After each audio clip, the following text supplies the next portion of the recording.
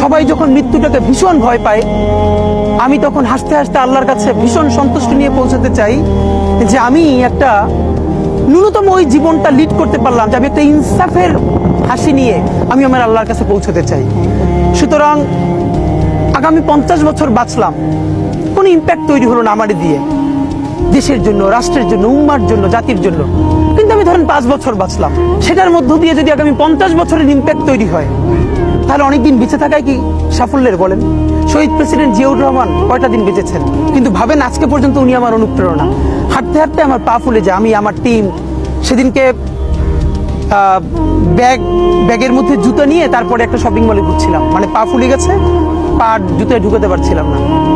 তো জিয়াউর রহমানের একটা ওনার গল্প মনে পড়ছিল, যিনি মাইলকে মাইল যখন হাঁটতেন ওনার সাথে স্টাফদের পা ফুলে যেত, কিন্তু ওনার তো আর্মি ট্রেনিং আছে।